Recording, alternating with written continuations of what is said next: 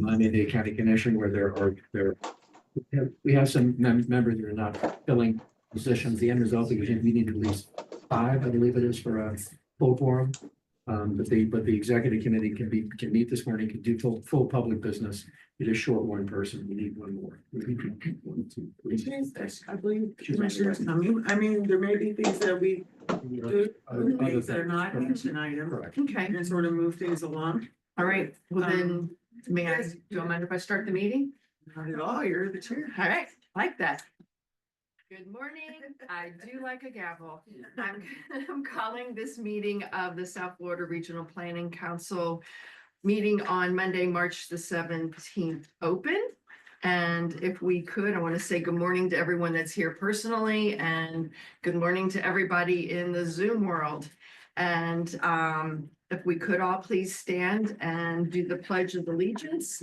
And Beam Fur, would you like to lead us off? I pledge allegiance to the flag of the United States of America and to the republic for which it stands, one nation, under God, indivisible, with liberty and justice for all. Thank you. Kathy, would you like to do the roll call? Sure. Kaplan, Here. Bates. Corradino. Burr. Here. Garcia. Geller. Gilbert. Goldberg.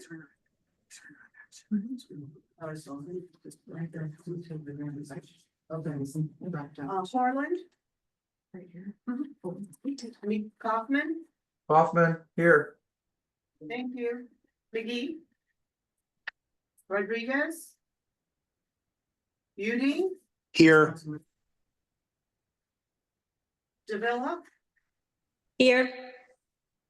Lynn. Here. Peters. Villaboy. And Lincoln. Here. Thank you. I think what we'll do, since we don't have a quorum yet, we are expecting Commissioner Rodriguez to join us. So what we should do right now is jump down to our program reports and activities, as that isn't anything we need to vote on.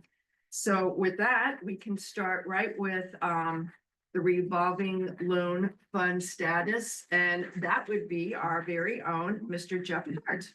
That's it. Thank you. You're It's welcome. nice to be first. It is. Everyone's still bright-eyed and bushy-tailed. Yes, good morning, council members. I'm the senior loan officer and of the revolving loan fund programs and program manager of the Brownfield Small Business and Affordable Housing Loan Program here. Just a few quick updates on all our programs here. One, the loan administration board is in the process of closing the $500,000 CARES Act loan with Renaissance Riviera Beach LLC. That's an affordable housing service provider located in Riviera Beach in Palm Beach County. The project's being developed by community partners of South Florida, along with financing commitments from the SFRPC and the Florida Housing Finance Corporation. As you all know, affordable housing has been a challenge in our region, and we're fortunate to be able to help assist the crisis through our programming. That project will consist of 5 new single-family homes for first-time minority home buyers, and it's part of the new Riviera Beach pilot program. That's a collaboration with the Riviera Beach CRA to develop 15 units in 3 years. We'll keep you updated on the commencement of that project and its groundbreaking. Item 2, the traditional RLF is reviewing and underwriting a new $250,000 loan to Fidel Media and Technology. That's an existing minority-owned business seeking financing to renovate a new commercial studio space in Sunrise for their expansion of their media firm, which serves the Haitian community in South Florida. Additionally, the CARES Act loan is reviewing and underwriting a new $250,000 loan to White Glove Linen. That's an existing minority-owned business that we're familiar with. And they're seeking financing to expand their operations through acquiring a new commercial laundry equipment because of the local demands by the local hotels and resorts. Number three, to date, the CARES Act, our elected administration has approved 36 loans totaling 7.86 million, and we saved and created over 351 jobs. The program has approximately 687,000 still to lend. Any referrals or recommendations are always appreciated. In regards to our traditional RLF program, this program has provided 5.6 million to 29 businesses, and we have about 700,000 to lend on this program as well. Number four, as part of our continued brownfields project update to council members, I provided a project update in your board package today as it relates to the environmental assessment and mediation occurring within the Miami Health District. This was the result of the SFRPC committing 1.75 million to assess and remediate this property. It's located at the intersection of the Miami River and Northwest 27 into affordable housing to benefit the Miami Health District. The land parcels were previously utilized by an exterminating company and warehouse and marina facility, and that's been coming along, and the updates in your board package as well. Number five, separately, the SFRPC has applied for a new $1.2 million new EPA coalition assessment grant. We're hoping to hear over the next month or two from the EPA, and that's going to assist on addressing assessment with the Alapata Collaborative, the South Florida Community Land Trust, and the City of Miami. And finally, in regards to affordable housing, the Southeast Florida Community Development Fund just finished the first of 4 new single-family homes in the West Park area. It's the first time minority home buyers. That's with the partnership with the Housing Foundation of America and Liberia. Each home is 1,800 square feet, 3-bedroom, 2-bath, and it's to eligible first-time minority home buyers earning less than 120 of area median income. Those homes, which are very nice, are in contract with each eligible home buyer for $350,000. The remaining homes are 85% complete. Which I'm sorry to be glad to know we're almost done with those homes. Thank you all again for making a considerable impact in the region. Thank you. That is awesome. Great news. Thank you. Does anyone have any questions for Jeff? What is the average mean income? Use Broward. Welcome, Commissioner. Come on in. No, you're fine. Your seat is there. Good morning. Just curious about the target. Right. I want to say 55 to 60. Yeah, it's about 60, and Broward, and people probably knows this, has a grid, so it all depends on the number of members of your household as well that determines eligibility. And it's always changing every year. So, Hard to keep up with. yeah. That is the same standard as live local. Yeah. Same thing. Thank you. Jeff, thank you for your report. And now that we have Commissioner Maria Rodriguez with us, good morning. We now have our quorum. I was going to put you on the spot, so I'm still going to do that. I want to welcome you to our council. And if you would like just to take a minute or two and let everyone know who you are. I know there's just a few of us around the room now, but there's like 500 people on Zoom all wanting to know. Who's our new lovely commissioner? Hi, good Madam Chair, morning. If I can interrupt for 1 second, just procedurally, would you, for the record, just designate Commissioner Furr and Commissioner Rodriguez as members of the executive committee, because they're not on the executive committee? as Yes. such, So they can participate and you can have a forum to do business today. Yes, I'm going to acknowledge that Commissioner Maria Rodriguez and Commissioner Beam Fur are now part of the executive committee, and therefore we now have our quorum. Thank you, Madam Chair. You're welcome. Good morning, everyone. My name is Maria Rodriguez, and I am the very proud Commissioner of District 3 in the city of Pembroke Pines. I was elected last year in March, so coming up on a year of being in office, but not new to politics or the world of government at all. Worked previously in Miami Beach as staff aide in my college days, and then very proudly at the county commission down the hall from Mayor Beam for a couple of years, working with Commissioner Tim Ryan And through the work there, was able to see the great work that you guys do here at the council, participated in some of the events through his office. And just saw how much and what important topics you guys are touching. So very, very excited to be here and to be able to work on those projects as well, representing the Broward League along with Denise. But Councilmember Denise, and making sure that not only are we stepping up our voice from the city of Pembroke Pines, not necessarily have always participated in these types of councils. So making sure that we are really bringing in the voice of the second largest city in Broward County and assuring that our younger generations also have a voice in these councils as well. Well, thank you for that, and we welcome you with open arms. Thank you so much. I appreciate it. If I could, Yes. I'd like to introduce you to a constituent of yours, our finance director. So get those potholes taken care of. Yeah, I will, just specifically on your road, of course. Okay, since we have our quorum now, we can go back, let's go to 3 and do our action items. So the first one would be the minutes of our previous meeting. I'm hoping that everyone had the opportunity to read those over the weekend. And do we have a motion to approve? Move. Second. We have a move and a second. Any discussion? Hearing none. All in favor, say aye. Aye. Aye, opposed. Hearing none, the minutes are approved. And now we will do our financial report with Leo. Good morning. everyone. Good morning. Good morning, good members. Welcome to our board. And good morning, Madam Chair. Thank you for letting me do this. I'm proud to be presenting your financials for today. Thank you.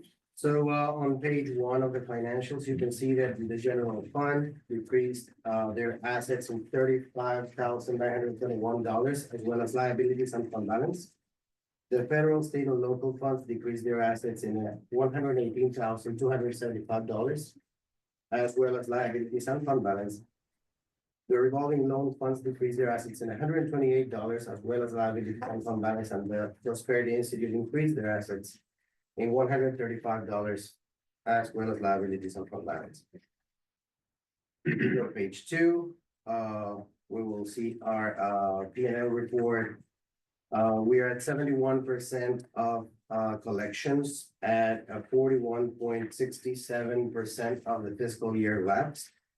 And we're at 45% of the total expenses that is explained, that is related to commitments from different projects throughout the first 5 months of the fiscal year. So if you have any doubts, please let me know. Here at the council. Thank you, Leo. Does anyone have any questions? Motion to approve. We have a motion to approve by Bean Sir, second by Commissioner Rodriguez. Do I need to ask if there's anyone who wants? Yes, ma'am. Under the statute, you do. Okay, so is there anyone who wishes to discuss this? In the room, no? Anyone on Zoom? No? Commissioner Eugene, if you're there, do you want to say anything? I know you are our money expert. I don't know how I became that, but I reviewed it. It looks fine to me, so that's why I wasn't gonna say anything.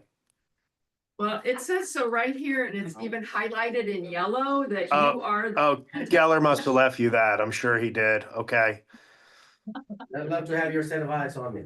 right, thank you. With that, all in favor, say aye. Aye. Opposed? Hearing none, the motion carries. Enjoy this beautiful day in South Florida. Yes, it's Yes. blustery. Thank you. Next, we'll move to action item C, and that is the consent of our comprehensive plan amendment reviews. Christina Miskis, please help me. Did I just totally butcher your last name? No, you did great, thank you. Butchered it in a really good way? You did butcher, you did perfect, this is fine, thank you. Madam Chair, I can read into the record the items that'll be before you momentarily, and then those members of the public who came today to either speak in favor or against any of the applications, or members of the public who are online, or other public officials, with your permission, Madam Chair, I'll be happy to read the proposed items into the record. Please do. First of record is Miami-Dade County 25-01 ESR. Number two, Monroe County 25-01 ACSC. Third up is the City of Coral Gables, number 25-01 ER. Next up, the City of Fort Lauderdale, 25-01 ESR. Isla Mirada, the City of Islands, reference is 25-01 ACSC. The City of Miami Beach, 25-01 ESR. The Village of Palmetto Bay, number 25-01 ER. City of Pompano Beach, 25-01 ESR. And last but not least, for those which are on the proposed side, is the City of South Miami, 24-02 ESR. And for the record, Madam Chair and Executive Committee members, any members of the public who came out today to speak for or against the application may be able to do so now in the public hearing process, or if they are online, have a legal right to be heard under the statute as well. Other than that, Madam Chair, you have the gavel, and obviously can open the door for any conversation about it. I appreciate that. Thank you. Does anyone in the room have any questions or want to make any comments? Anyone on Zoom wish to discuss any one of these items? I don't see anyone's hand raised, therefore I will entertain a motion. So moved. Second. We have a motion and a second. Is there anyone in the audience that wishes to speak on this, any of these items? Again, hearing none, seeing no hands raised, all in favor, say aye. Aye. Aye. Opposed? It comes out, it comes out. The motion's approved. Kentucky, right? Kentucky, if Commissioner Cates is on the call, he's probably laughing right now because they make fun of me when I have to do my ayes and buys and nines and fives. And now I guess ayes. We learned this at the joint meeting. We learned your body. Yes, that's true. You did.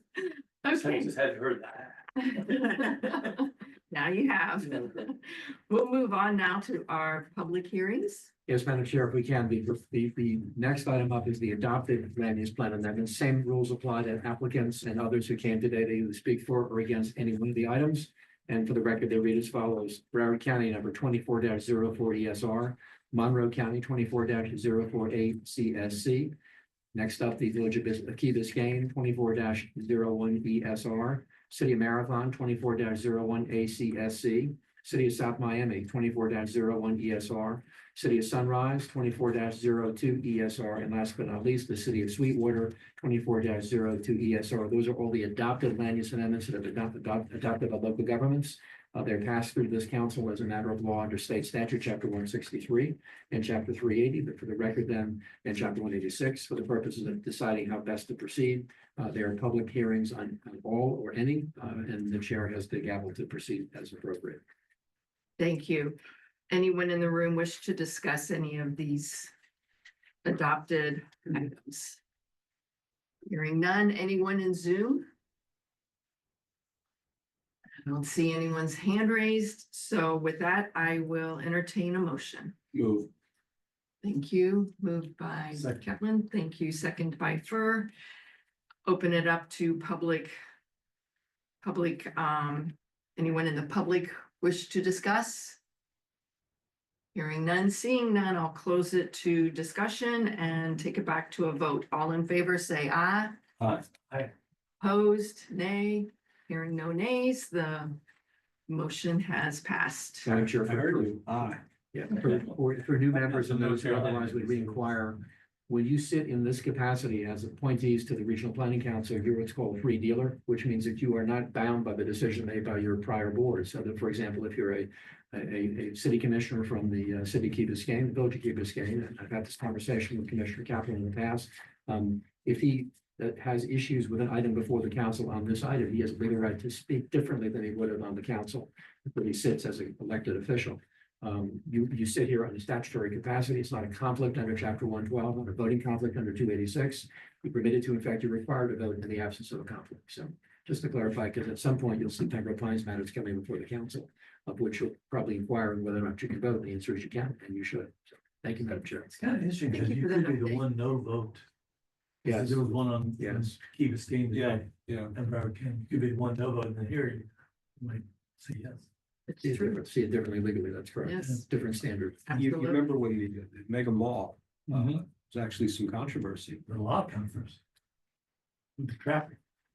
Well, Sam, thank you for that update. It's always nice to remind us of what hat we're wearing when we sit here versus when we're at our own commission meetings or council meetings. One more thing. Yes, sir. To add to your mix, there's referencing to items in the keys which are called ACSC. For those members that are sitting here who don't know what an ACSC is, legally important. It's an area of critical state concern. It's a designation under state law that makes the keys different, that makes Monroe County different.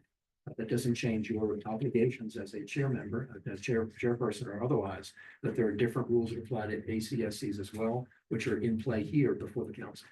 Yes, thank you. One more reason why we're unique in the Florida Keys. We knew you. Yes. Okay, we will now go to our public hearings. We'll start with B, which is the regional issues.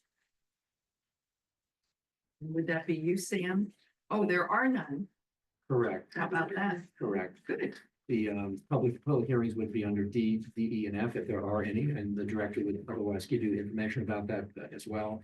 The last item before item 4 is any general public comments on items not otherwise on the agenda for public input and for public review. So you're not there yet, but you're getting close. Okay, thank you. So we will do our update on our South Florida Regional Planning Council meeting calendar, and that will be conducted by our director, Isabel Carballo. Thank you. You're welcome. Good morning, everyone. Our calendar, as you know, moves around as things come up during the year. Typically, we meet every third Monday of the month, but sometimes that changes if it falls in a secular or religious holiday, or if there is a priority matter that comes up that requires us to move the meeting, or there's conflict with board members that require that. So, in your, I don't see this in my agenda package. I might have misfiled it. Oh, yes, so thank you so much. That makes it easier for me. As you can see, we have moved our April meeting.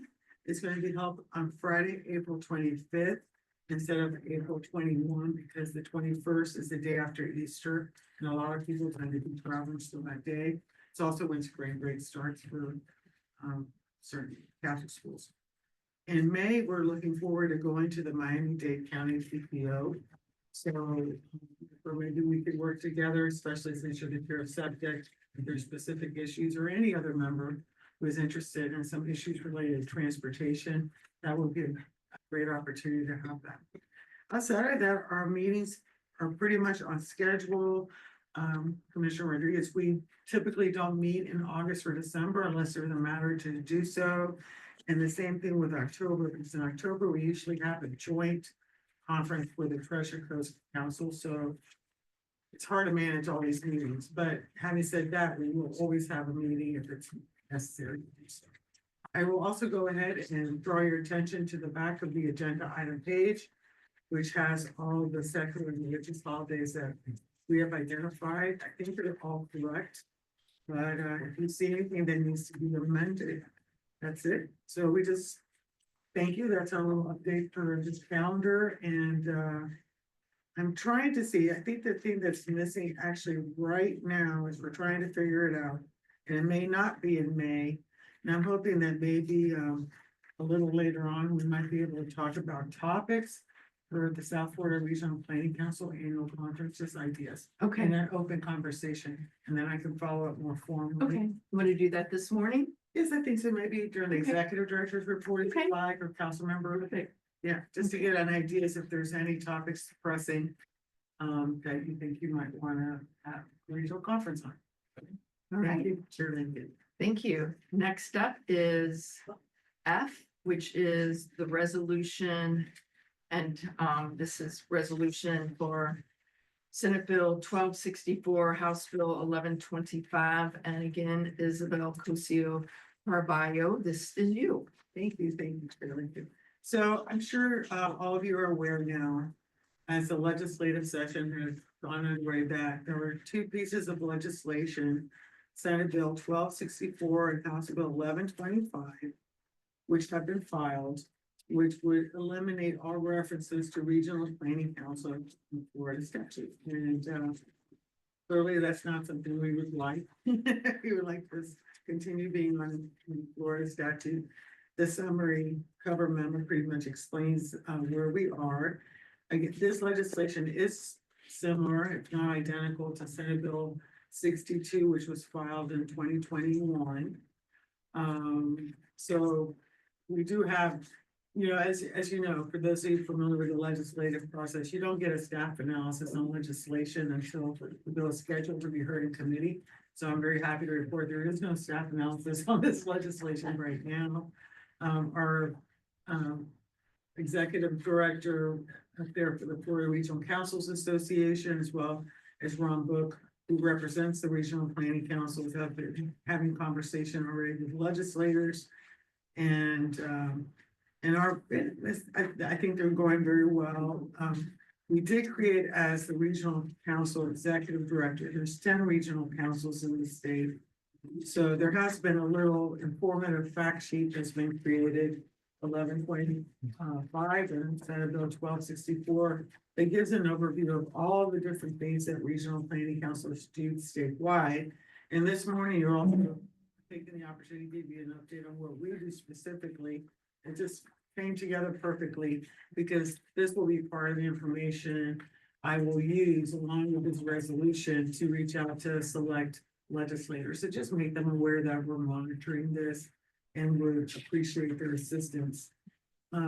And making sure that regional planning councils are removed from this legislation. Unlike in 2021, when Senate Bill 62 was pretty much, the regional councils are the standalone subject of the legislation.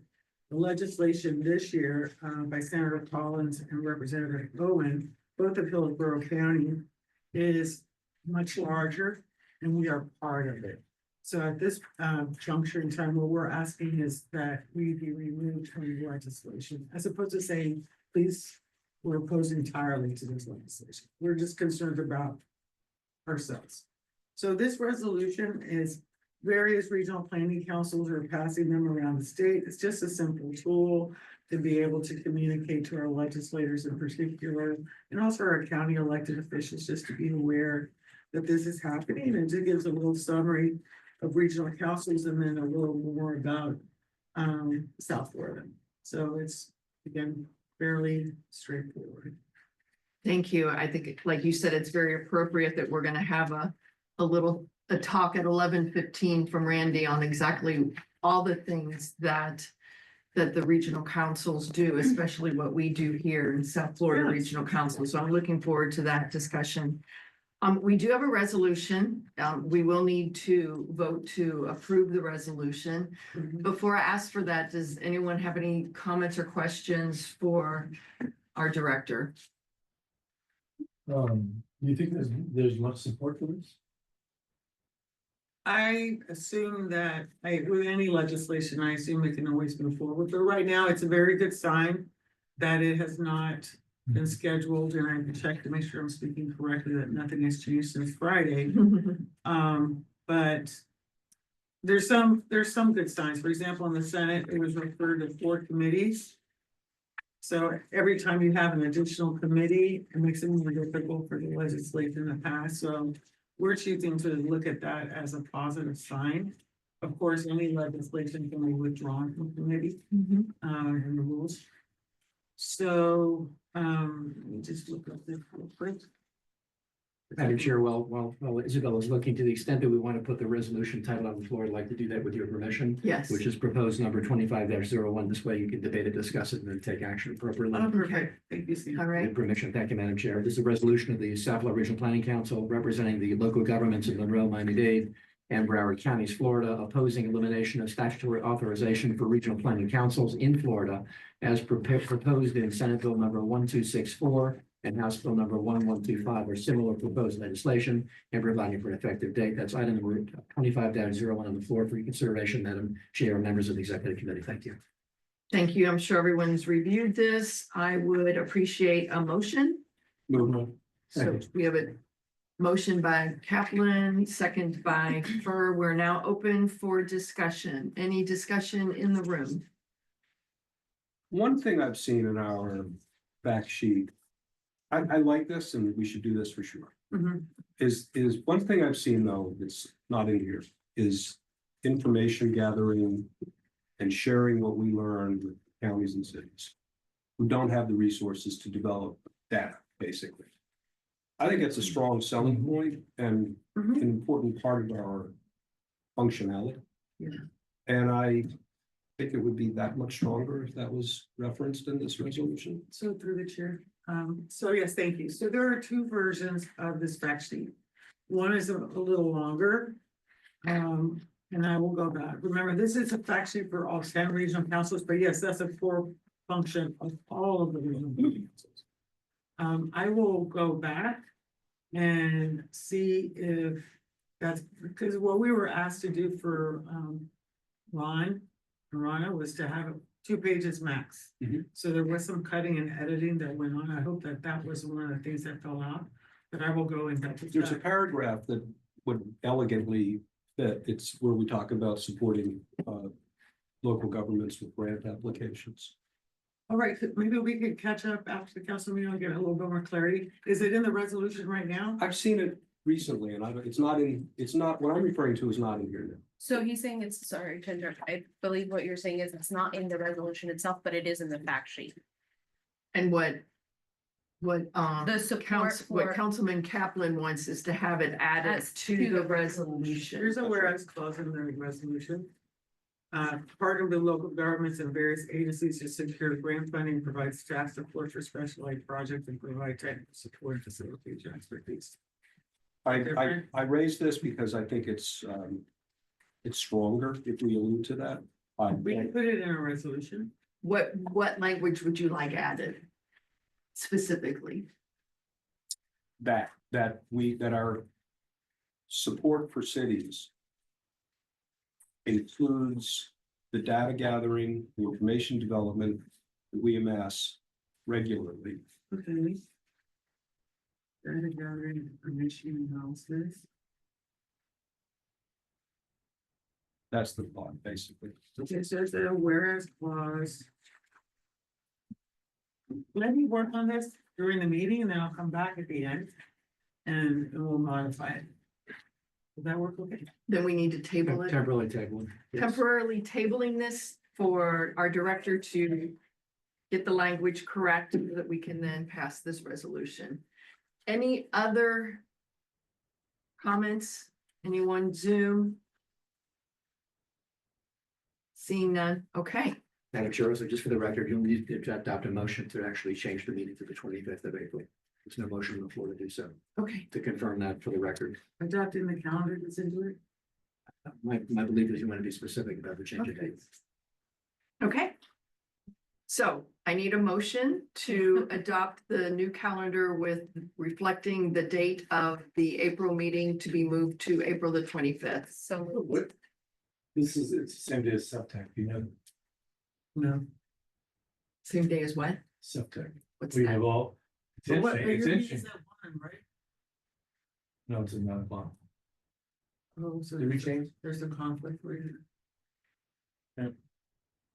I mean, it'd be interesting to have 2 meetings someday.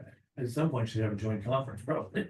Right? But I mean, SEPTEC is the Southeast Florida Transportation with James. I'm Commissioners Against Well, it's actually Acronyms, so different. what does it stand for?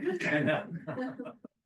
Southeast Florida Transportation Council, which is a collaboration of the Those- Miami-Dade TPO, Broward NPO, and the Palm Beach TPA. Okay, So, And he's the chair of that. he's the chair of that, which means he would not be able to attend the South Florida Regional Planning Council meeting because it would be right, occurring Correct. at the same time. We could look to the 27, 26, 28th, which is the following Monday. I mean, I always am thrilled to have there for every meeting, very helpful. but But then I have to make sure he can come on me. April 28th, because he's the mayor, so, yeah, I don't know. 28th? Oh, I'm not here on the 28th, but Randy could be here on the 28th. The Easter is the preceding Sunday. Correct, the 20th. So the 21st is out. Unless y'all decide differently, I just know that a lot of people. No, I- 21st and if they did. And as I said, no, I'm not gonna come and spend the night here on Easter Sunday. That's what I'm saying. So I would prefer we not have the meeting on the 21st. So is it feasible for us to do it on Thursday, the 24th? That works for me. Right. We'll get something new. It is take your child to work day, but. Oh, how fun, that would be perfect. I bring my But child. that's it.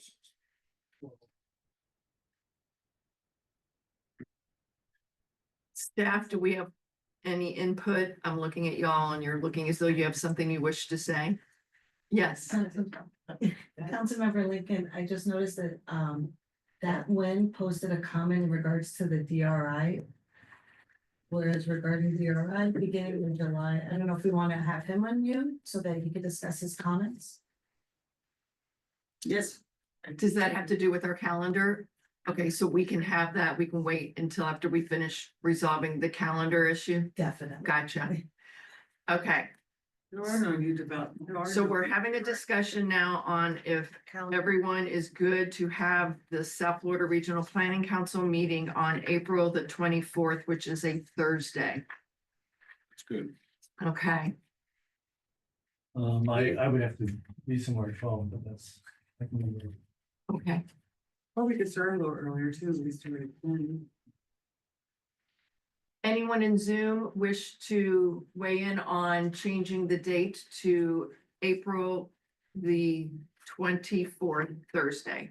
It is Administrative Professional Day and Bring Your Child to Work Day.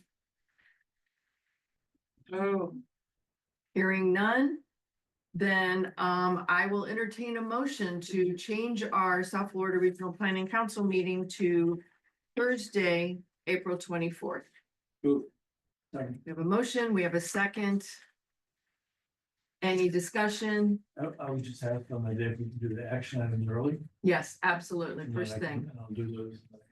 absolutely, absolutely. Okay, we all in favor, say aye. Aye. Opposed? Hearing none, we have now officially changed the date of our South Florida Regional Planning Council meeting to Thursday, the 24th. Thank you, Mr. Gorin, for keeping us. Thank you, ma'am. Not that it matters per se. Yes, it does. The Florida Bar local government section has a conference on the 24th, 25th, and 26th. I am involved with that. One of my colleagues will be here for the 24th. Okay, thank you. We will now go back to our originally scheduled programming. And now we're still tabling that one issue, so we will move to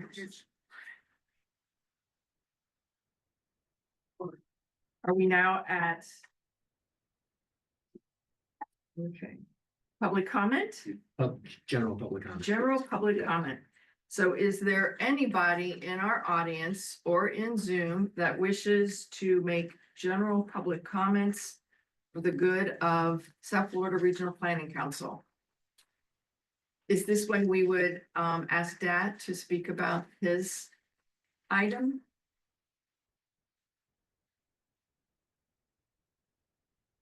And is he there? He's unmuted now.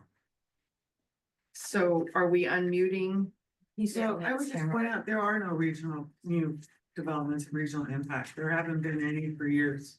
Well, we still have, that's what it says on the whereas, but if you go onto our site, we have the two projects, or at least a one, right? Which is the Pine Grove or Parkland, from DRI that's still kind of active. And if the whereas basically says, the law says we are not doing anything, but in fact, the council is still working on a couple, and that should be reflected on there to kind of make a stronger point, rather than to say that that the law basically eliminated DRIs and the council is not involved. That's my recommendation. Thank you. Okay, so I can explain this. Your turn. Yes, So- absolutely. All right. Okay, so you know what, we could just do this. All right, needed. All right, there's a word missing here, and thank you for a very good catch. So the bottom line is that in 2018, the Florida Legislature eliminated any new DRIs. After 2018, there will be no new DRIs. As it is right now, there's only one DRI, and it's the one that we have in here. And that is because it was grandfathered into Florida statute when they eliminated the new DRIs. So we are the only council that has a DRI out of the 10. So I could suggest this. Whereas, and this is 1, 2, 3, 4, 5, 6, 7. And this is what I was thinking, I missed the word new, which is important. Regional planning councils no longer have regulatory authority in the review of local comprehensive land use plan or new developments of regional impacts following the elimination of state and regional reviews of existing DRIs in 2018. So it should be of new DRIs, new and existing. Existing, yeah, this is what they did. Okay. Mr. Nguyen, is that good for you? So yes, we have the existing, but that's because we were grandfathered into Florida statute. Yeah, and I think that the reference to the grandfather, at least that one project that is still active, should be actually listed there. Not just that there's 2 exemptions, but maybe particularly the one exemption that is within our, I guess, purview. So. Thank you. I can rework that for sure. Thank you so much. And then, so I think that what we will do is that, I will rework the DRI clause to reflect that we have one DRI in the whole state. And we have it Last because DRI in America. that's my understanding. We're so fortunate to have it. And then I will work, I've been working with, Councilmember Kaplan. And so the third clause, I will revise that. So it says, regional planning councils assist local governments with information gathering, data analysis, and partner with local governments and various agencies to secure grant funding, provide staff support for special ed projects, and provide technical assistance. So this one is fine. And perhaps I can come back a little later in the meeting with a revised DRI language so we can get this done and sent out today. Okay, thank you. Thank you. Thank you for that, Mr. Nguyen. We are still on public comments. Is there anybody in the audience that wishes to address the South Florida Regional Planning Council? Seeing none here in person, is there anyone on Zoom? If you wish to give public comment, please raise your hand now. Seeing none, we do. Mr. Reinhardt has his hand up. Mr. Reinhardt. Thank you. My name is Ken Reinhardt. I'm representing AARP. We worked with the council and the joint council back in November to present the Silver Tsunami presentation up at FAU, as you remember. There seemed to be a favorable reaction toward additional action. So I'm asking if there is anything in the hopper right now to pursue that subject. So, Madam Chair, what I'd like to do, Mr. Reinhardt, is have a phone call. I mean, we would certainly like to be of assistance, but we have to make sure that it's within, you know, our ability and our guardrails and our mission, because we're not a direct service provider, as you know. But I would be delighted to have a conversation with you and the other speakers individually, first with you and then with others, to see if there's some action items that we could help move forward. Because we always want every meeting that we have to have action items that move forward and have a positive impact. So I would be delighted to have that conversation with you. Again, it seemed like most of the action items were for the partner agencies and organizations that were there, but if we can help facilitate progress, so I'm happy to help with that. I could add that a career source to just set aside an area in the building of career source for hiring of elderly people. Oh, So- nice. So I think AARP may be helping on part of that. But a lot of people are going back to work. Oh, yes. So they've dedicated an entire part of the building for it, which is pretty interesting. That's very nice. Thank you, Mr. Reinhardt. Okay, Is thank you. there- I'll reach out to you and appreciate That would be your, lovely. thank I'd you. love to that would be lovely. Thank you. Is there anyone else that wishes to raise their virtual hand for public comment? I don't see any more, do you? Okay, we are now going to close public comment and we are going to jump back into the agenda. And I do believe, let's see, we left off with, we finished Mr. Tart. Isabel, did we do you with the FRCA bill report week? No, Chair, but if we could, I would request that we go to the presentation, so we, Oh, yes, since we have Yes. folks here and I don't want to lose them later. absolutely. I Thank you so much. not paying attention to the time. Yes, it is 11:18 and we are going to jump right back up to listen to a really good presentation from Randy, who is our deputy director, and he's the director of the Economic Development Research, and he is going to give us a presentation on just what the heck does the SFRPC do. I am looking forward to this. I will say that as the new chair, my local radio station wanted to interview me and they said, well, what do you all do there? And I literally went back through our mission statement and all of the whole website we have. And it's amazing how many things that we do that I wasn't even aware of. So I'm really looking forward to your presentation. Thank you, The floor is Chair. yours. Good morning, council members. Just for the record, the title of the presentation is what the hey hi ho do they do? I was gonna let you say that. Crystal clear about that. All right, if we might get started.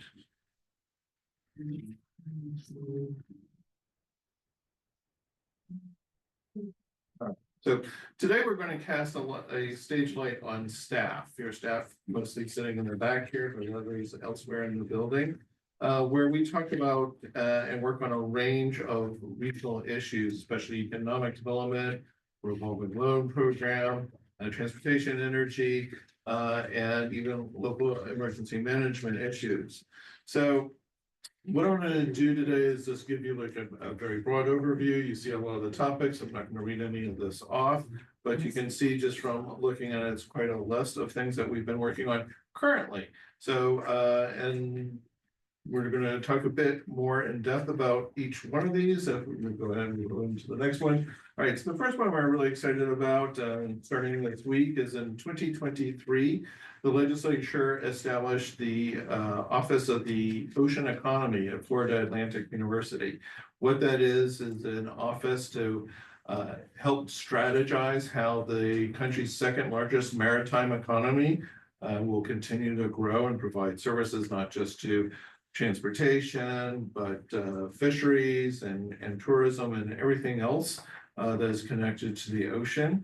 And as part of the legislation that created this office, they are required to produce an annual report to the governor and the legislature on the state of the ocean economy. And so we are the agency that's producing the first annual update that's required under law. And so we're really excited about doing that.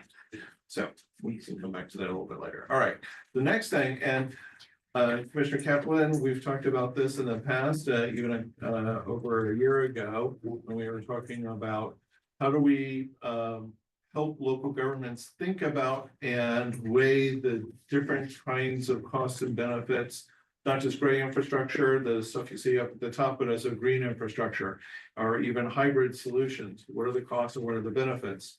Under federal guidelines, a lot of those decision-making criteria are very constrained. And so you don't necessarily look at things like ecosystem benefits. So what we've done is we've gotten a grant from DEP to develop a cost benefit framework. And what we're looking for is participation from some of the local governments and other consultants to help us develop a tool that will be of use to local governments to think through what are the different costs and benefits of different kinds of infrastructure solutions, and then to either assist them with more detailed analysis for federal grants or for state grants or for simply their own decision-making processes. So this is something we're really excited about. Okay. All right, another project that we're doing on behalf of District 6 is a look at the economic impact of 3 trails in Miami-Dade County. So we'll be looking at the Atlantic Beach Walk, the South Dade Trail, and the Underline.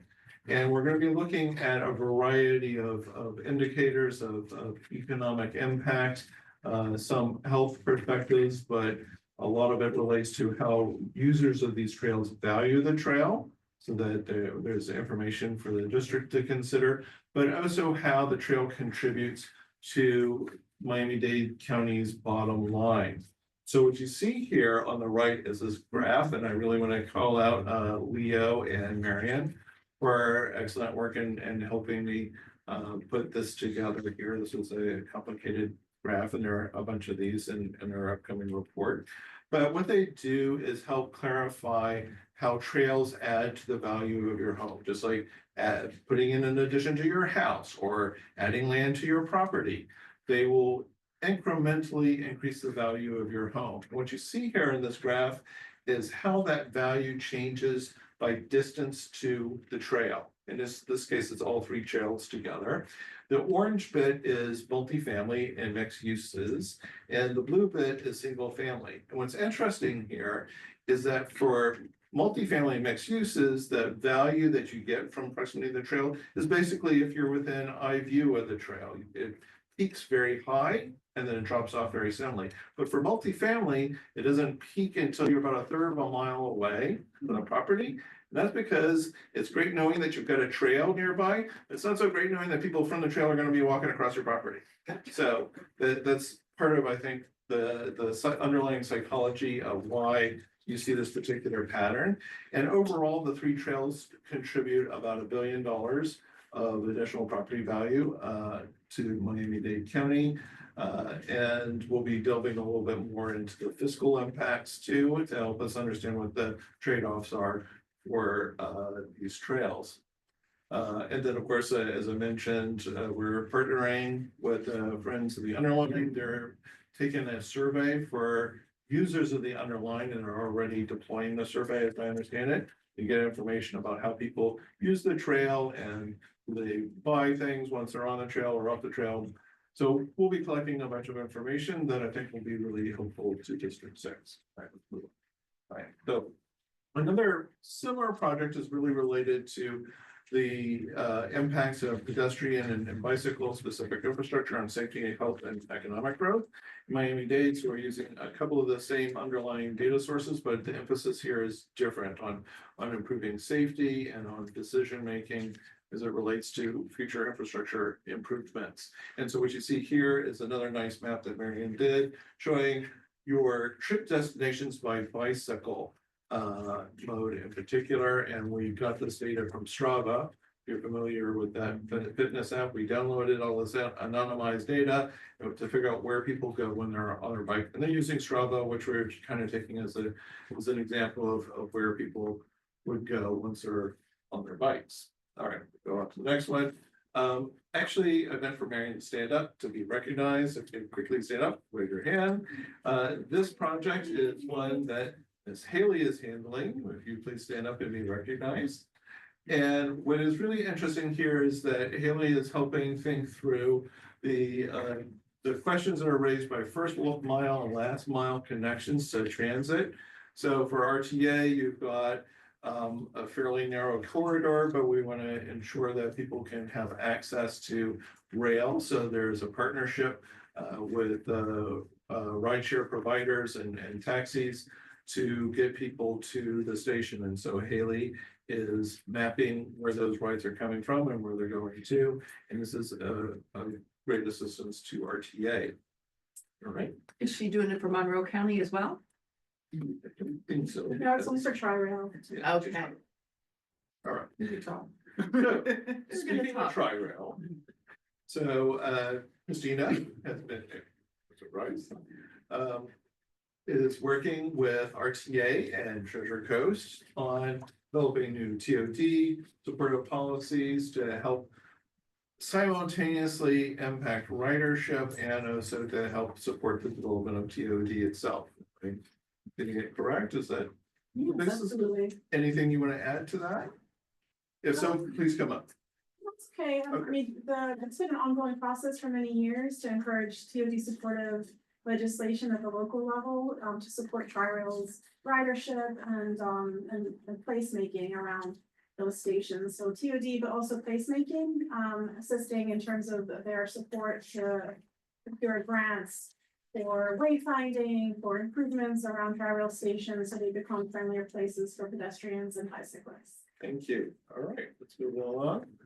So in a very similar vein, under the leadership of Senator Geller, we're working on what we're calling the business case for affordable housing in TOD. So as much as you need the T in TOD, you also need the D as well. And so part of that is then making sure that we have the policies in place and even the financing in place to help foster the development of more affordable housing. And that in turn helps the overall picture of commuting, because that way people who have fairly limited means to commutable distance is highly limited by traffic conditions, have a transit alternative to get to work. And so to do that, you have to marry the affordable housing to transit corridors. So that's what this project does, and what we're hoping to do is bring it back to a regional conference later this year, so that we can put our ideas out there and start moving with getting the business community on board with this as an actual actionable kind of plan. All right, move on. All right, and yet another topic that just Senator Keller is interested in bringing the cost of insurance down by targeting reinsurance. And so there is a bill in Congress sponsored by Congressman Moskowitz to help lower the cost of insurance by establishing a national reinsurance program that will be run out of the Treasury Department. This was filed prior to the election, so we'll see what happens with this, but this was a very interesting study, and we calculated that it would save, if this program were to occur, about $1,500 annually for every homeowner in the state. I suspect, given the way that insurance is going, it might save even more. All right.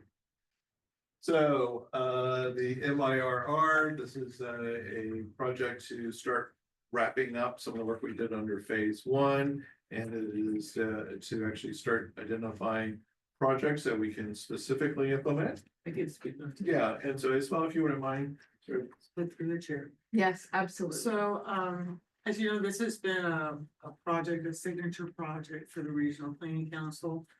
It's taken some time. So this, Commissioner Rodriguez, it was a partnership with the Department of Defense to undertake a review of South Florida's military installations to see where they may be facing some challenges, resilience challenges that would impact their mission readiness and ability to continue their operations.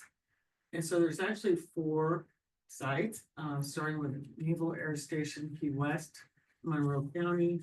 We also have the Homestead Air Reserve Base, which used to be a full base, but now it's a reserve base. We have the South Florida Ocean Measurement Facility in Mere First District, and also U.S. Army Garrison Miami, U.S. Southern Command in the city of Doral. So U.S. Naval Air Station has been working pretty independently. They have a lot of resources there in terms of, it's Mayor Jim Scholl was installation commander. They have they're doing pretty well with our assistance. We're there to help if they need it. And so we've been really focusing on Homestead Air Reserve Base, which has a real challenge. You can see it in the red. Those are primary access roads connecting from the turnpike to the installation, and they flood very badly. And it's actually a challenge. And part of the reason we're also focused on this outside of our heroes and national security and all that, is that we want to make sure that if there ever comes to be an assessment process and winnowing of the number of installations, that our bases are in best position to stay open and operate. So right now, I'm very excited to say that this is a project I'm very, very excited about. We are right now just providing assistance to them to develop a request for the Miami-Dade Department of Transportation and Public Works. We're looking for a sponsor to undertake the planning study necessary to really assess the impacts of what's going on there and then to recommend the threat mitigation. And in these are loans that come from, not loans, pardon me, grants from the Office of Local Defense Community Collaboration. And it's a DoD department, and they will fund a project 90%. And then there's a 10% match, which I've been in conversation with the state about having them provide the 10% because it is a resilience issue. So I'm hoping that this project will be able to get it fully funded and, and that Miami-Dade County will apply for money to do it. So we're in ongoing conversations. I'm going to save the most difficult one for last. So I'm going to move on to U.S. Army Garrison Miami Southcom. And we have actually a conversation coming up with the city of Doral later this week. Also, we're trying to see if we can assist the installation with an application that will look at, I don't know if we put the street number here. But the bottom line is that next to US Southcom, there's a street that's very dangerous for them to cross for military personnel. There's new military housing that's being built, but there's no safe passage from the housing over to the installation. Correct. Thank you so much. Anytime. And so we're in a conversation again to see if we might be able to provide staff support to help move that process along so that we can get an application in. It also needs a planning study for a safe crossing. The installation has been looking hopefully for a pedestrian bridge. So again, we're just trying to help move things along. This is very important because when you go to mission readiness at this installation, a lot of the key personnel that needs to be there. It's going to be living at this new housing that's being developed. And then the South Florida Ocean Measurement Facilities in Dania Beach. This one is really a project that's near and dear to our hearts, as that we're trying so hard to get this going. The challenge here is a multi-jurisdictional problem. The installation is a naval installation. The old CC funding is only allowed to communities outside the installation gate. It's not allowed for installations. It has to be outside the fence line. The challenge here is that this is a naval installation on state land. And it's a long-term lease, so the Navy is supposed to be maintaining the wall. They're having a bulkhead problem, it's corroded. It's a real problem here. So we're trying to figure out a way to see if it's possible to extend the fence line outside the installation. For the funding? For the funding, but the challenge we have here is that it's, again, you have the Army Corps of Engineer has some stuff going on there. You got DEP has some stuff there because it's their land. We're talking about extending to sovereign submerged lands. You have a port issues going on in there as well. We've been working very well with Port Everglades. It's not Broward County's property, so they're not, it's hard for a jurisdiction to, in other words, it's going to be hard for a jurisdiction to apply for work to do work on somebody else's property. So this one's a little thorny. We're continuing to work on this one. But all this is to say is we're very committed. We have basically no funding to do this now. So I'm using a little bit of council use. But my commitment was with the installations was we're not going to have you go through a 2-year process and we're going to help you and just say goodbye. Sorry, can't help you anymore. It seems bad for me. So we're very close and I'm sorry to talk so long about it, but it's something we're working actively, very hard to get this done. Okay, All right. thank you. All right, Alicia, please stand up. Alicia is our Clean Cities Director, and this is a very successful program helping to inform our communities about transportation fuel alternatives, correct? Yes. All right, I'll get on that prize. So this is a very successful program. I don't know if you want to add anything else about how the program has grown in the last year or so, but Sure, no, not a problem. So definitely one of the great things that I'm very excited about is we actually got awarded an expansion grant for the next 2 years to actually expand our territory into new counties so we can get new stakeholders and help those fleets transition from gasoline and diesel to an alternative fuel, whether it be propane, biodiesel, compressed natural gas, renewables, and then helping those stakeholders find the technical assistance that they need and any funding that is available. So, great, thank you so thank you. much. Of course. All right, so moving right along. Let's see, Christina ducked out at the DRI conversation. That's all right. So just a quick update with this. As I mentioned earlier with Mr. Nguyen's comments, the development of regional impacts for large scale developments that by very definition, intensity and amount, they impact more than one neighborhood. They're very, very large developments. The City Park DRI is at almost 1,000 acres outside the urban development boundary in Miami-Dade County in South Miami-Dade.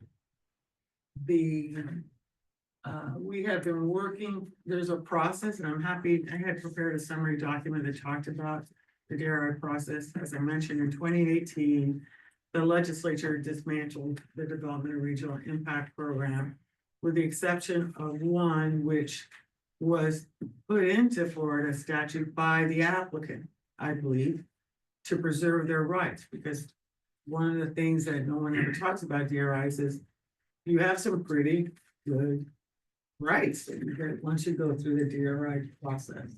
So the Development and Regional Impact process is one where the Regional Planning Council plays the role of convening the applicant and also commenting agencies that are going to be impacted or have something to say.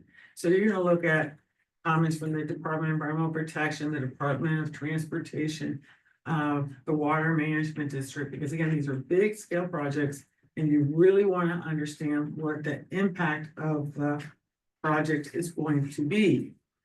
So that the appropriate, bless you, so the appropriate mitigation for those impacts are identified.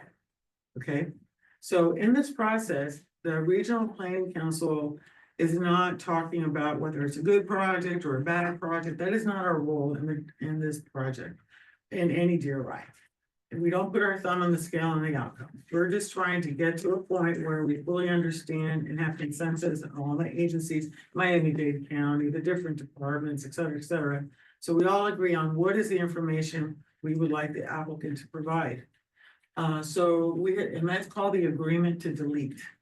The agreement to delete is the document by which there's agreement, it's documented that these are the things you're gonna have to answer, and this is how you're gonna have to, methodology you're gonna need to use, and these are the questions. And then once that comes back to us, then we can start creating a regional report that will also provide the recommendations to the local government for what is the mitigation needed in the process. So where we are now is there's only 3 outstanding issues that remain. Actually, I would say 2. And I'm hoping to have resolution. They're both related to transportation. And we're hoping to get to closure on that so we can move forward with this DRI. I don't know if Sam wants to add anything, but that's where we are. I think you clarified exactly where we are. And this council several years ago approved an agreement essentially to provide a process under the statute to review the last DRI in America, which is this one. The grandfathering did occur in state statute, as was referred to by Isabel. They were legally grandfathered and they're in the pipeline legally under the statute, and the council will play its role under the statute as well for a review at some future. Thank you, Madam Chair. Here we are. All right, great. So, Mr. Turner already gave a presentation on a revolving loan fund, and so we're just gonna bring down a couple of things on here relevant to the program effects of 2,500 jobs saved and another 2,500 created since 2005. Jeff, did you want to add anything else about the program impacts? Aside from what you already said? No, it's, it's just been since 2002, since it was inception. Both programs have had a tremendous impact and, we recognize the best efforts for economic development is to help the small and medium-sized businesses. So, thank you. Great. Doing a great job. All right, and we will, brownfields, like, so turn to you. Yeah.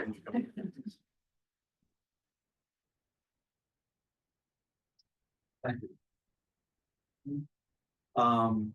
Program near and dear to my heart. Since 2001, the SFRPC has administered and managed the Brownfields Cleanup Revolving Loan Fund with assistance from the U.S. Environmental Protection Agency.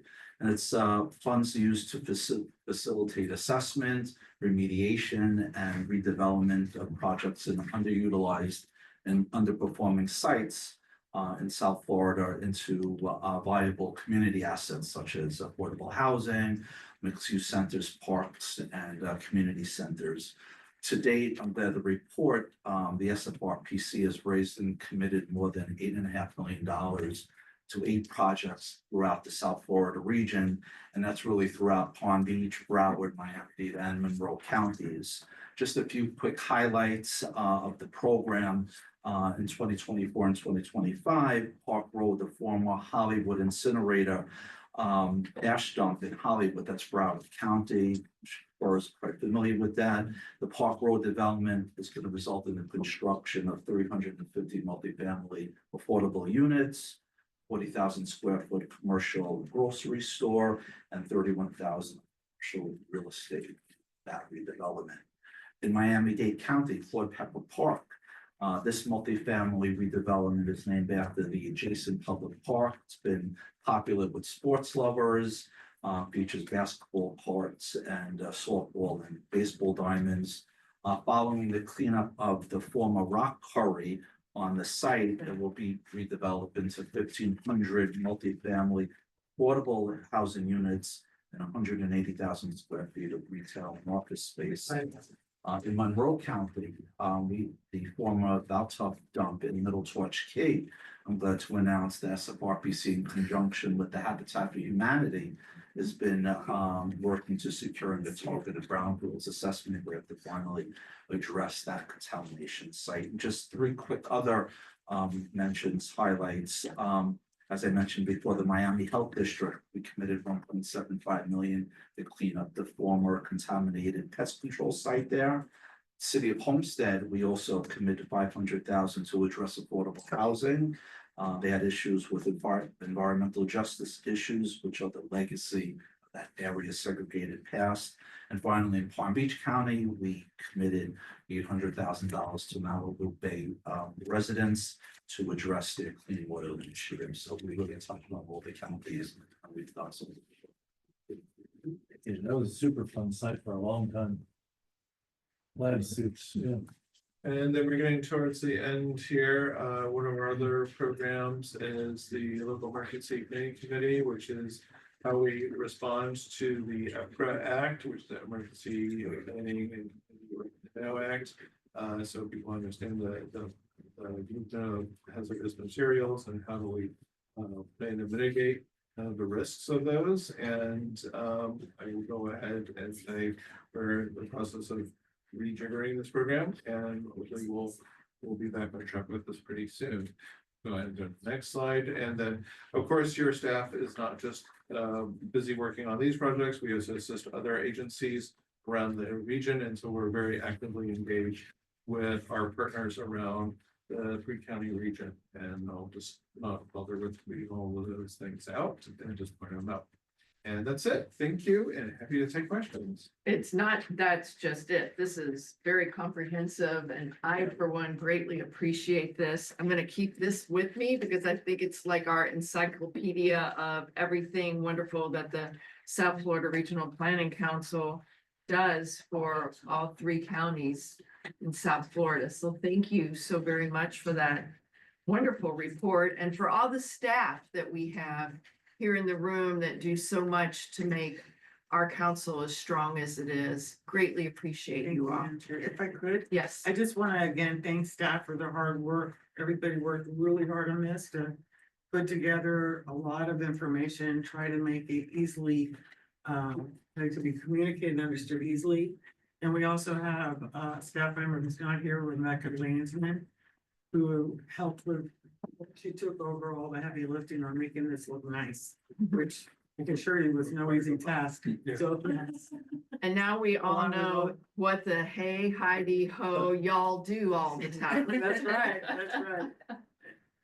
We wanted to come up with a funny title. I love it. And Randy came up with that. I like it. Thank you. Any comments by anyone here on this? Anyone in Zoom wish to ask a question or provide a comment? Raise your hand. I have one real quick. Yes, Beamer, the floor is Is there yours. anything we need to add or? Well, no, I see on the, I think who was doing the bike trip? You were doing the bike trip, but it's all Miami-Dade, you're doing with Tri-Rail. The ride share analysis, The annual bike trip. The TPO destination study. Yeah. the TPO is just for Miami-Dade TPO. Oh, it is. It's a contract with them. We're happy to do it for other places if they want to give us contracts. Well, I think, I mean, the TPO, the Miami TPO has been kind of leading on this a little bit. Yeah, very much so. But I think for us to figure out how to add bicycle rentals and stuff for all the tri-rail stations, Right. we need the same thing to happen with Miami-Dade, Broward and Monroe. well, actually Palm Beach. For the Oh, for the tri-rail. I keep trying to get Monroe in here. But certainly bike share is something that could be implemented.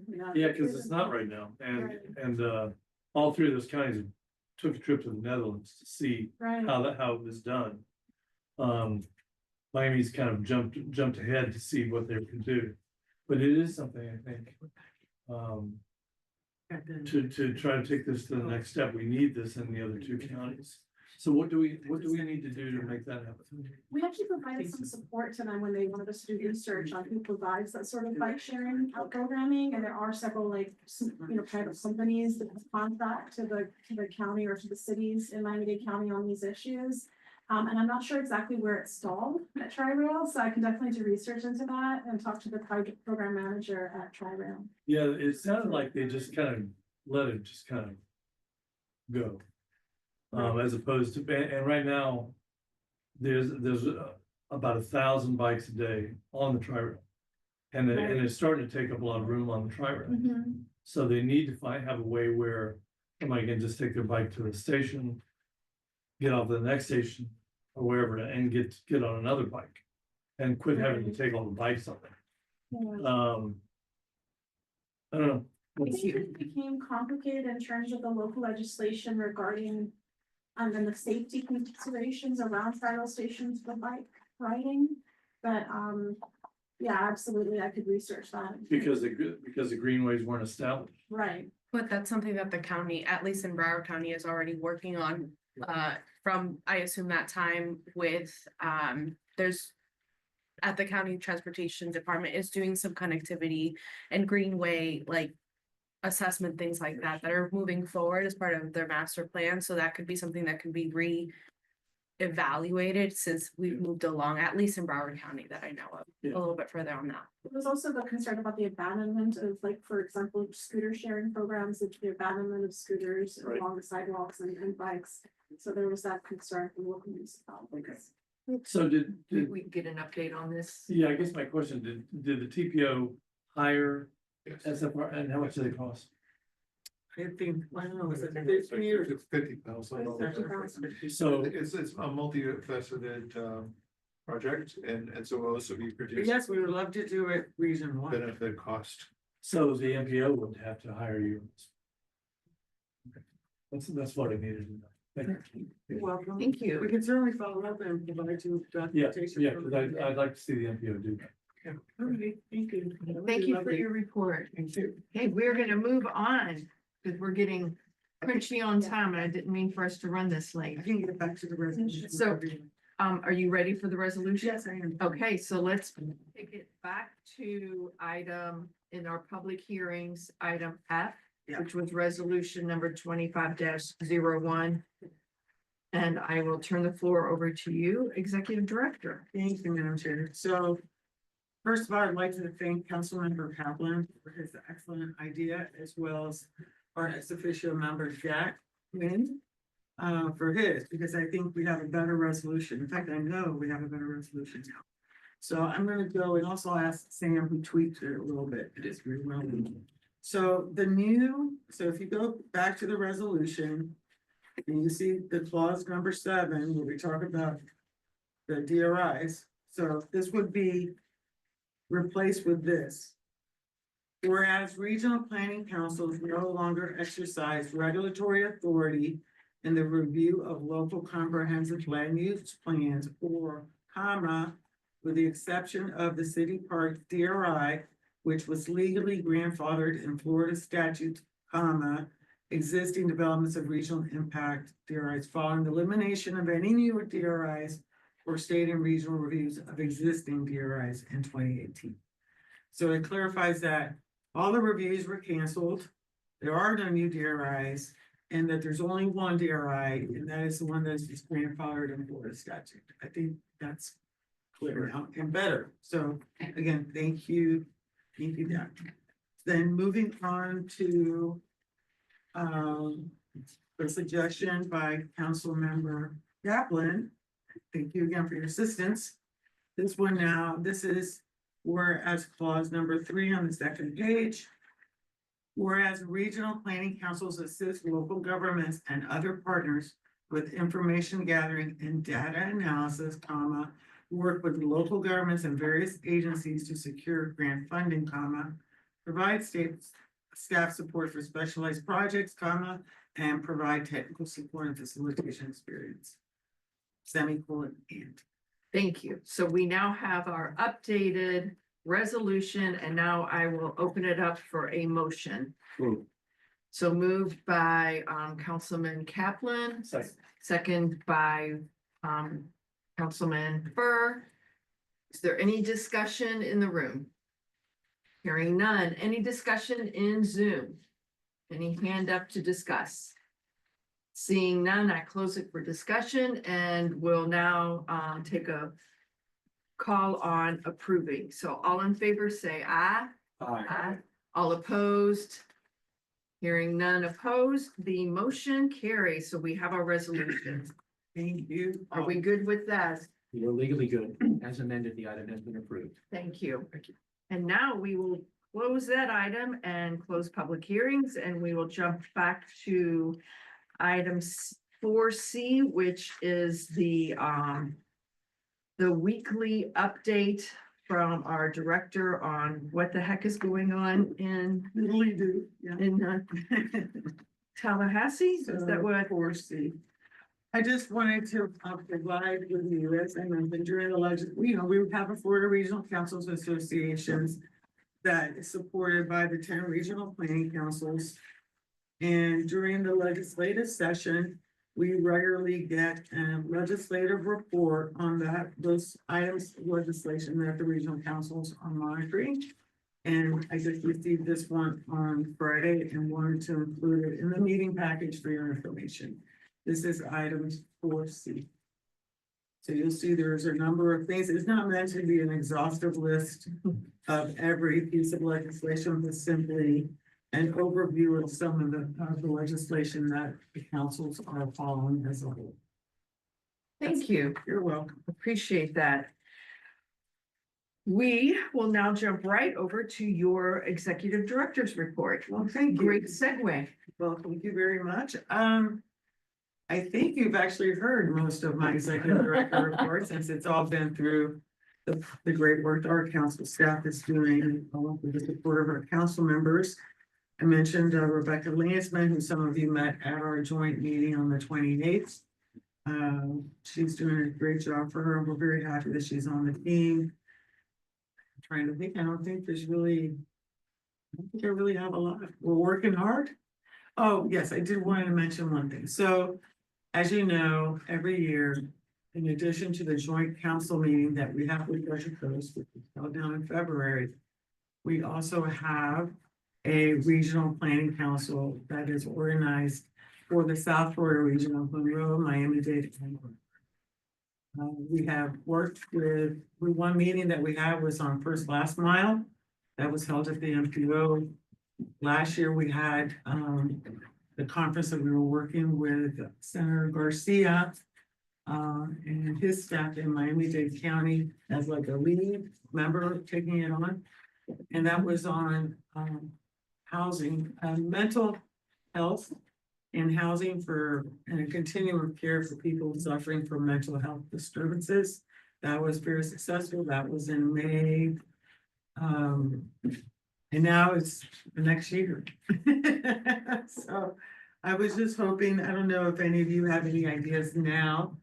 I know that we've discussed the work that the council has been doing through the SEDS committee on TOD. And Randy presented a little bit of that information in the update. That could be a subject for a regional conference. But I invite y'all also to think about what issues, so this would be the SEDS business case for affordable housing. It's on 1, 2, 3. See it? Or the 5th page of your presentation. So that might be a topic because we're really discussing how to facilitate the development of housing and also how to fund it. So that could be, a subject of a regional conference this work as a suggestion. And I'm wondering if there's anybody here or online that has any ideas in time. Yes. And given that it's almost noon, let's maybe make these brief today. Yes, And yes, this is we'll something follow that up. maybe let's agenda it for our next meeting. But with that, I will turn the floor over to Councilwoman Rodriguez. Thank you. I think this is a great topic to delve into a little bit further because it is the growing trend that we do need to help with affordable housing on the government side. There's nothing that private entities are going to do by themselves sometimes unless with the help of governmental agencies. I would like to point out one thing. I come from a communications background, so I think that is a really key component in whatever we decide to inform the public and our fellow local governments on, because it's some of the parts that I see that we have these great ideas, these projects, the ideas on development. We may understand what affordable housing is. Selling that to the public is another ballgame. And so giving us maybe an expert on communication strategy, on marketing, that kind of idea is really crucial, because while we can plan what we want, we still have to go back to our constituents and basically market it to them as a positive thing. And we see the studies, we know that housing is needed. We see how crucial it is, but sometimes maybe it's the NIMBY movement, whatever you want to call it. People don't understand that is one already happening with vouchers within their own communities in Section 8, instead of the traditional Section 8 housing, or explaining it to them. So let's say like, oh, well, it brings down my, the cost of, the value of my home, all those general topics that we hear all the time. So having some key resources as to how we can combat that misinformation at times, how we can sell it to our communities, how we can use some different talking points, some communication tactics to move the needle forward, because we know that our communities need that, but it's how we sell it to our communities. And sometimes we're not the best salesperson because, Because we want everyone to love us. We want everyone to love us, but So- that's not necessarily how we get, the needle moving forward on affordable housing as an Absolutely. example. But any topic that we touch, development, like on all those things that we have opposition to, I think becoming better salespeople on that through marketing and advertisement and, whether it's going on TikToks, like whatever it may be, understanding that there's different kinds of communication tactics for different generations. It would be really useful in whatever topic we we come across. Thank you. I appreciate that. So through the chair, so did we catch sort of that we should be creating toolboxes of information for elected officials and other policymakers to help them communicate. And part of the That work, could be a I know it's like topic. right yeah, a there. whole I mean, it could be a whole conversation, but moving forward, if we can instill a little piece of that, like, hey, this is the topic we're talking to, It's a great idea. how do you then sell it to your constituents?